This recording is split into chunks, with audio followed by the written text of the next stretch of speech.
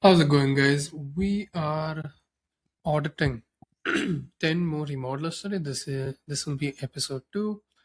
We recorded the first episode of this 2 weeks back. You can check that out too. Now, this will be just solely around meta ads. These businesses are generally doing somewhere between 2 to $15 million, around that range. And the issue is that most were spending real money, but they were just running awareness campaigns or they were leaking it at every stage. Now, even the best one that I found still had a few gaps that were costing them a good amount. This is, by the way, the Meta Ads library. So this exists on the internet. You can use it. It's a product by Meta. It owns Facebook and Instagram. And you can see any ads that are being run on Facebook or Instagram across the world. With this little search, we just checked United States and kitchen remodeling, hence these ads showed up. Before I dive a little bit deeper, I want to go over something called the ICP, right? Your ideal customer profile. This is an important concept, an important part of marketing in general, and I think it should be in business, right? As an owner, as somebody who's responsible for taking care of the revenue targets or making sure the business functions, you might just be an executive also. This is an extremely important term, and this is something I want deep clarity on. And this is where we guide our actions towards. We want to have a deep understanding of the ideal customer profile. Beyond that, too, we want to know what that person or that group of decision makers would be like. So if you're trying to sell a $50 to $150,000 project, think about who your ICP will be. They will be a homeowner who's been sitting on this for quite a while. They've been thinking about this for months. They're researching, they're comparing, they're nervous about trusting someone with the most expensive room in their house. Now, that person is not going to respond to a $2,000 off ad with a stock photo. That person is not going to fill out a 3-field lead form, and they need to trust you before they even pick up the phone. Now, the ads that I'll show you, some of them do help towards that, but they're not built or made in the way where they do it in the most optimal manner. And I want to talk about this too. This is also something I'll go over as we review the ads, but these are common objections that this ICP has. Let's just say you're trying to sell bathrooms for 10 to 40K, kitchens for 30 to 150K. Now, on trust, right? Like, how do I know the quality will actually be what they show me through the pictures? Are these my actual projects? Are these the actual projects of the companies? No, are they just stock or AI photos? I've heard horror stories about contractors disappearing with job.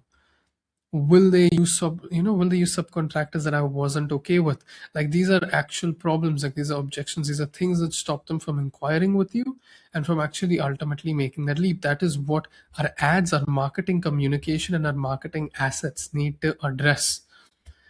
There are some few more too, and I will go over that as we review the ads. First of all, I want to go over ghost ads. So these refer to ads where they're just on for the sake of it, right? Like this company also, for context, they are a contracting firm. This, by the way, is really good. Like their ad was around hiring a project manager. I think that's great. It is smart to control your hiring pipeline. It gives you a lot more leverage. And beyond that, it helps you to not rely on another platform like LinkedIn, for example, and limited reach there. So running ads to hire is really good. The issues here is that even though they're busy, and I guess they're busy for a few weeks, I believe, from what I saw, or a few months, um, having zero homeowner facing ads is not great, right? Like the thing is that the real problem, right? Like sales should never stop even when you're full.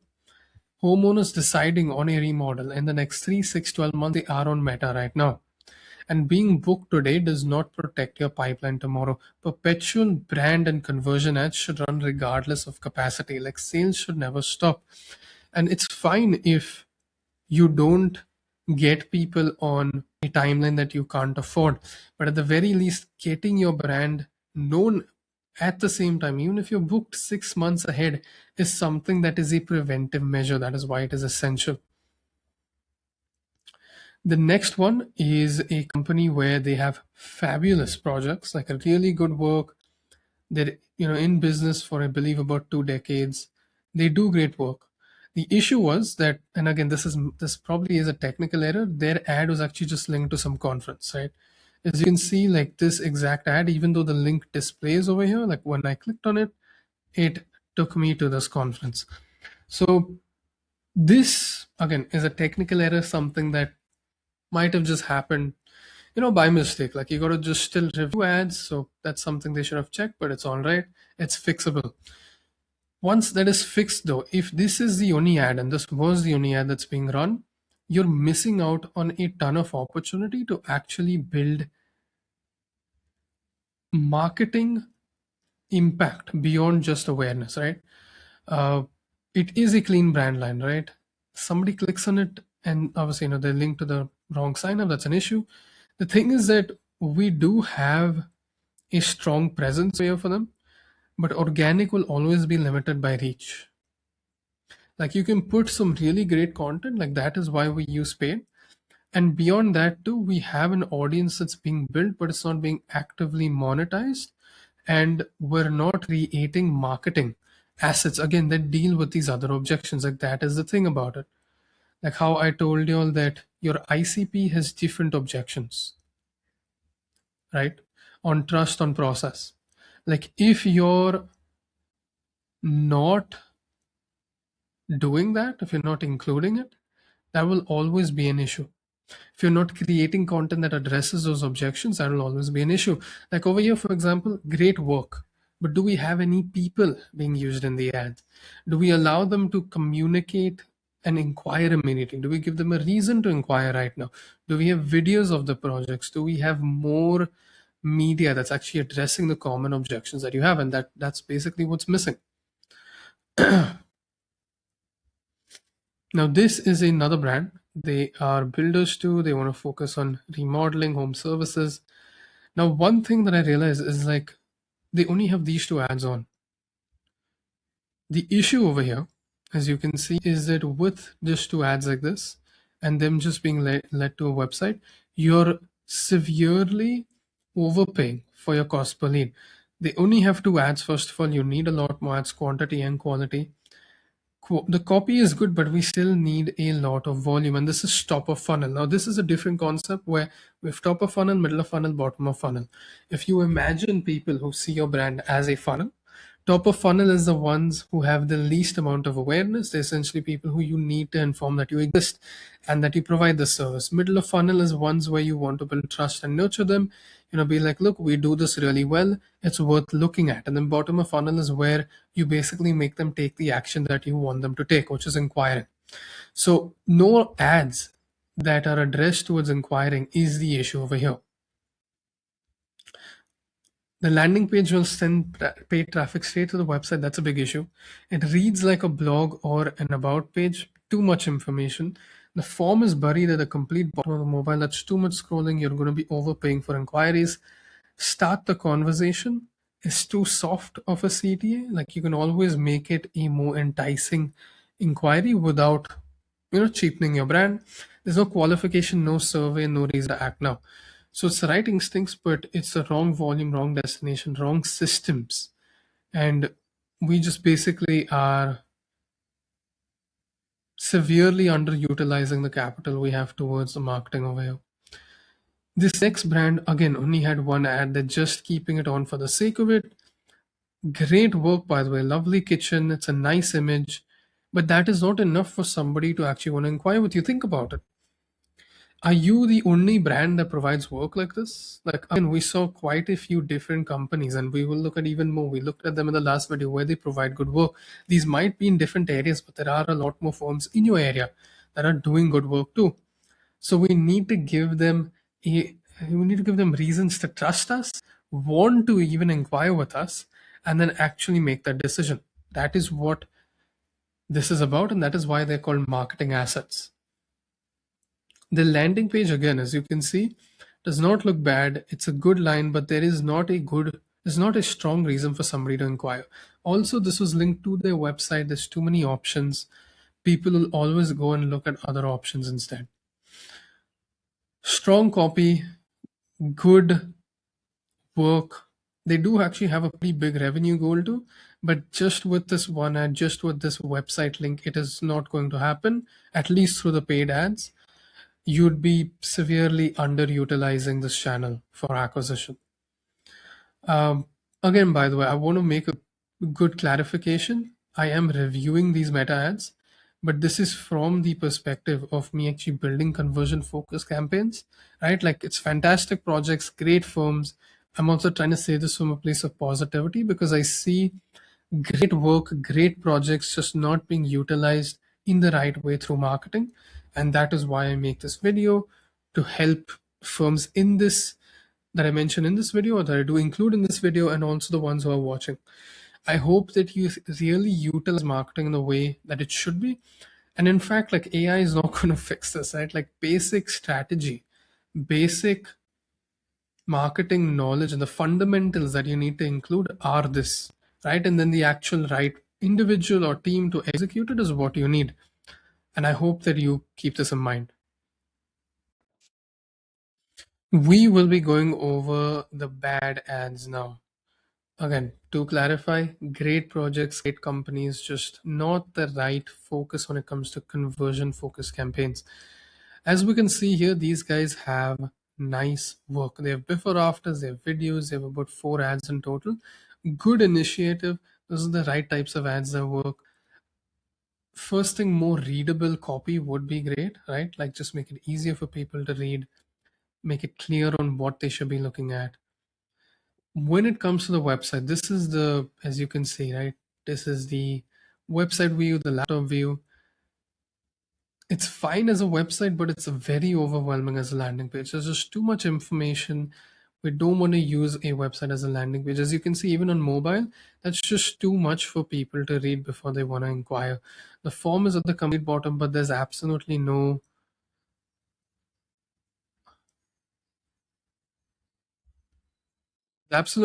qualification over here, and that ends up being a bit of an issue. There's just too much information, as you can see. Like it's basically more of a blog, right? We have active videos, they're good, it's the right direction. They have a large amount of experience, but there's no owner or team on camera anyway. There's not enough volume for real testing. There's no videos addressing objections. And there's nothing that actually builds greater trust in the business behind the work. If we send paid traffic to a website service page, you're going to always have issues. You're going to have people who get distracted. There's too much information. They get overwhelmed. The form is below the fold, so lesser people reach there. There's a wall of text. There's no survey to actually qualify, right? We're not asking questions. And pretty much anybody, as long as they have a zip code and a phone number, they're getting through to the sales team, which is where the issue happens. That's the gaps that I would suggest looking at. The next ones, by the way, are ones that I would call mediocre just because they have the right direction. They have, a decent amount of variation, but really not enough if you think about it. For example, with this firm, they have videos that showing the work. They have this, the template type image on we've reimagined the home renovation experience. They have like this picture showing their actual shop that builds trust. This is good as top of funnel, as awareness, right? It's but the issue is we only have 3 active ads. All 3 of them have identical copy. There's zero message testing, right? The short video is the right format, but there's not enough contrast. There's not enough reason for people to actually watch it. The truck, the showroom images, there is brand awareness, but there is no conversion. There's no before afters, there's no teams on the camera, there is no objection handling. The landing page, this was standalone, this was good, by the way. It was the correct move, it was a clean design. They have good trust badges and stuff. The issue over here is the weak offer. Like, think about it, right? Again, I'm thinking about the ICP. Perhaps I'm wildly wrong, but somebody who's spending $30 to $150,000 on their project, how much are they going to care about a free mixer? Right? This, I think, KitchenAid will come about $500, $600. That's essentially just getting something for free that's on the order of magnitude of 0.3%. If it's a $150,000 project, if it's $50,000 and that's 1%, they're getting a 1% value free, right?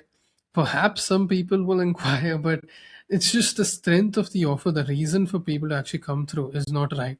And more than anything, if it's a weaker offer that signals lower value, you're most likely going to attract the wrong buyer. Beyond that, again, a form, not a survey, you're not going to get a qualified lead.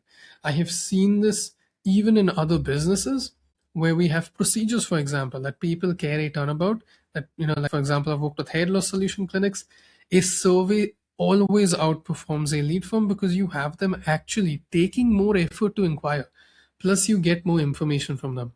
Like that is the reason why it is essential and why you should be looking at it. This next firm has good, or rather, I should say, better quantity. They have nice work, they're showing their different projects. Then again, it's more of just a general brand awareness type of ad, right? And they're linking it to blogs that they made, which again, nice that you have blogs. You should keep making it, increase your awareness. But this is not focused on conversion campaign. This is just an awareness campaign, right? Some ads are untouched for about 7 years. You have severe creative fatigue, strong photography, great aesthetic, but they're only linked to the blogs or the website gallery, right? Especially with ads like this, you're going to pull in a ton of Pinterest style audiences, people who love the aesthetics but are not necessarily your ideal customer. They might not have the buying power that your ideal customer has. They just like your work. And again, if that's your goal, then that's fine. But when it comes to conversion campaigns, if you want to be able to scale, that is only possible with a conversion campaign. Like with an awareness campaign, let's just say you're spending 8,000, let's say you're spending $1,500 a month on ads like this, about $50 a day, 20 ads, and you're linking it to blogs. You will get a ton of people to check out your stuff. But what's the quality of the inquiry there? What is the actual buying power? It is not the same. It is spread across your entire area that you're actually advertising to. It's spread across. It's a very wide demographic.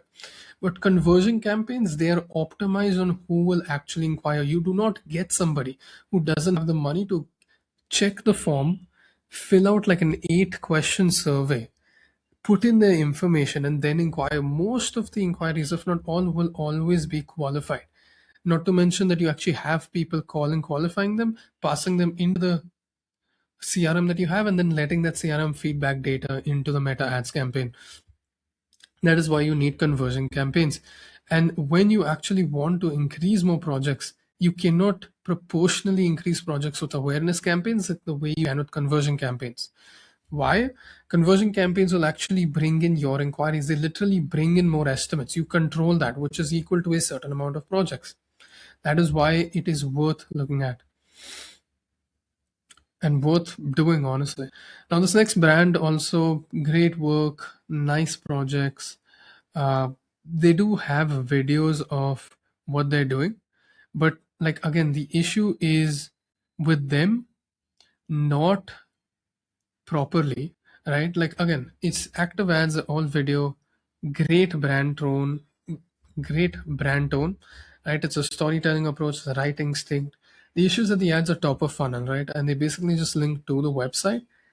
Now, it's good that you have a page that says why us, right? I mean, people do check that. They get curious. They're like, okay, why, why should we trust you? So it's good that you have that. The issue here is more that just saying that you're great is not enough. You literally need to show them.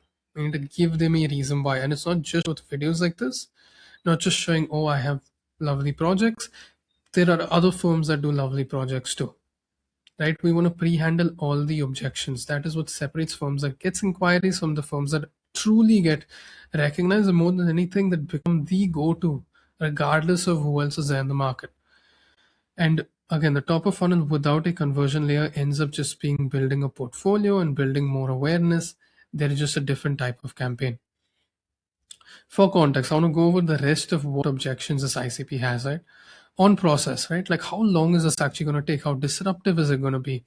What happens if something goes wrong with project? Will I have a point of contact? Will I get passed around? Do I need to have everything figured out before I call? On money, is this going to end up costing way more than a quote? Why is this much more expensive than the other quote I got? Is this even the right time financially to do this? What is the ROI on this for my home value?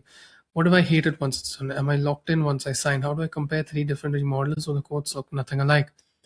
As you can see, these are just a bunch of the inquiries in 4 different domains on commitment, money, process, and trust. Yet there is going to be these and more objections that your ICP has. And again, depending on your area, your firm, it is going to skew differently in different levels. But if you never test these, if you never have marketing communication that does this, you're going to have other people that answer these questions that get those customers because their questions are answered. Again, even with this type of ICP, they tend to be more well to do, they tend to be a high functioning member of society, they tend to be more proactive with how they behave. However, the way that you behave and your proactivity, the way that you present yourself matters a ton. Good projects are very important. But what can you do if you have three other firms in the same area providing the same level of projects? This is when people will actually pick you because you answer the most important questions and you make it interesting. You make it easier for to inquire, but not too easy where you get people who shouldn't be inquiring. That is ultimately the balance that matters. Now, with this next firm, we have nice work. They basically have a bit of documentary. I wouldn't say documentary, but more like stock videos if you've seen where you have people like coming in, more polished stands, I should say rather. Where, like for example, with this video, we have a mother walking in with the children. We have the cabinets. We're basically trying to sell the kitchen, the cabinets, tailored storage, right? It actually elevates daily routines. That's great. Interesting idea. But do people really get that with just this? There were like no captions, there was no text on this video. It was just a video of people doing this, right? Just having these three ads again and the nice ads is not going to let you get the best bang for your buck, right? If you just have 4 to 5 ads running across different time frames, if you just have video creatives, it's not going to be enough, right? It's good ads, it's good variety. You're trying to turn functionality into luxury, right? But there is no clear point. Like there's nothing that slaps people in the face and is like, this is why you need to inquire. This is why you should care about it. Which is always why hooks matter. Without that, people will easily scroll across. They'll be like, oh, okay, it's interesting, and then they'll be like, doesn't matter, right? That is why answering objections, for example, is extremely important because those are thoughts that people actually have in their mind, consciously or subconsciously. So it's women opening cabinets, a nice video. There's no hook in the first 3 seconds, right? Attention is gone. The CTAs are vague. The destination is just a website projects page. The tech angle is interesting, but it goes nowhere. Shorter attention span. Like, every second you need to give people a reason watching. It's a good creative instinct. It looks nice, but there's no conversion architecture here. Like if somebody comes here, again, great work. They'll want to check your projects, but you're going to attract so many people out of your ICP range just because they're the Pinterest project posse, right? Like just think about it that way. They're essentially just a different group, a different demographic of people. When you scroll down, you essentially see this, right? Where again, it's nice, but this is what basically every firm does, right? And again, I want to show you all what I would do, what I see that turns ads from just good to really great to cash printing machines, right? While enhancing your brand value, that saves your team's time and only brings in qualified inquiries. Like that is why we're going through this. Now these are really good ads. For context, this brand has $100,000, 100,000 plus followers on Instagram. Great work. They just have a ton of creatives like this. The reason why I call this good ads is because they've really, really doubled down on Instagram, and that's probably the funnel that they have. Like Instagram can also act as your landing page, as your funnel. It really just depends on whether you're willing to stick through it long enough, whether you have the infrastructure, like the posts in place, the projects in place, and whether you're willing to take that risk and wait that long. But it was pretty cool. It was interesting to see this. Now they do have 31 active ads. Again, great volume, great amount of followers. They have strong project photography. They do have collaboration content with builders and designers too, which is good. Um, the things that I would probably change is just that there were just static images, like there were no carousels, no videos. Every ad basically just like, look at this beautiful project. There was no angles or variations, right? Again, this is leaning heavily towards that Pinterest side when it comes to building that type of public awareness. And again, with just sheer volume, you're going to get people in who will be your ICPs. Uh, that's why I thought of these guys as good ads, because they're in a separate type of funnel. They're going fully into using Instagram. Then again, there were some suggestions I had, right? Like, we're not handling objections. There's no process content. The top of funnel is fantastic, but we're just brute forcing into middle of funnel and bottom of funnel through this, right? We don't actually have ads that handle objections, and they have built a great audience, but the pipeline is just automatically coming in. It's not like we've actually built the ads to make that happen. Again, just for clarity, right? Think about it. You have people who are your ICP. They look at these projects, they think it looks fantastic. They like the amount of followers you have. But these are still questions that they're going to have. And if another firm answers them, they're going to go after them, because at the end of the day, like, this ICP does not give a shit. Sorry, pardon my language, but they don't really care. Like, if you have 100K followers or if you have about 3,000, right? They care that you do your work well and that they essentially can trust you to do it, right? And beyond that, obviously, when it comes to the process, it needs to be right. It should be right with the money, and the commitment should be proper. I hope this made sense. I hope this gave you guys a bit more clarity, right? With this entire order too, again, I just want to show that a lot of great brands are just running awareness ads, but they're calling it a complete marketing strategy, right? We have real money being spent. And again, it will help, but not as much as it should be, right? Again, if you spend $2,000 on awareness ads, you will just brute force your way into getting people to know about you. But without conversion architecture, you're missing this level of potential growth that you could have gotten. And that is why having that conversion path is extremely important. Handling objections is extremely important. Making it easy for people to actually inquire, talk to your team, as long as they're qualified, is extremely important. And beyond this, like, people are not giving serious buyers a reason to pick them right now. The thing that I've learned, right, is as good as you may be, giving serious buyers a reason to pick right now is important. Again, you might want to wait until just people come to you, and that might be feasible for you, right? It's worked for a ton of businesses.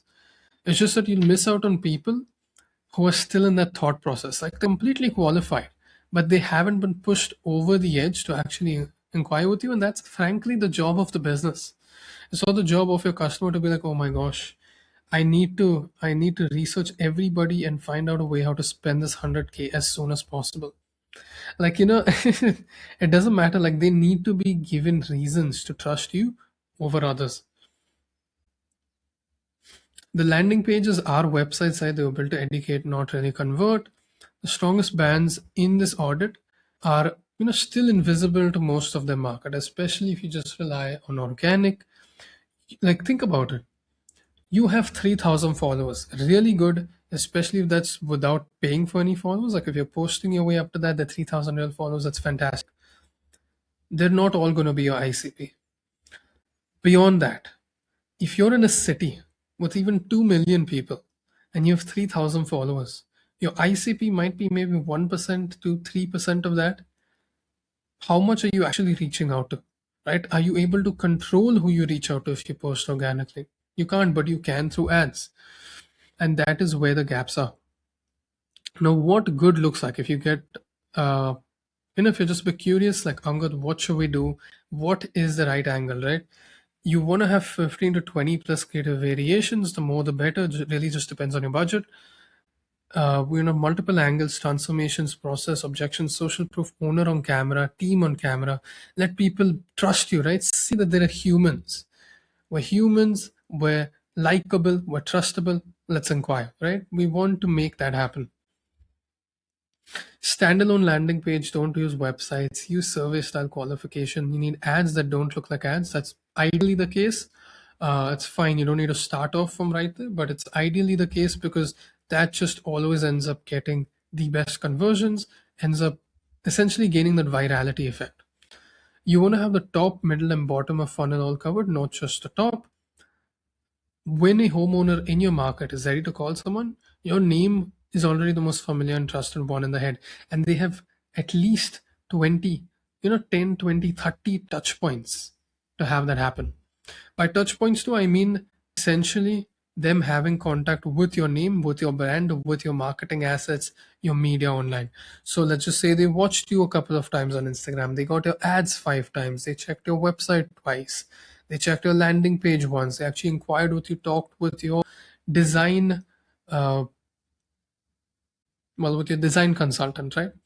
That all counts as touch points. And there are just varying qualities of touch points. We just want to maximize them because that's what ends up getting somebody to trust you because you become more familiar with them. So I hope this helped. If you have any questions, if you want to check in on how I would adjust your strategy, we can have a quick call for 10-15 minutes. You can check the link below. Uh, Websites there, link is in the book, and or just text me on LinkedIn too. We can have a chat there. Have a nice day. Thank you.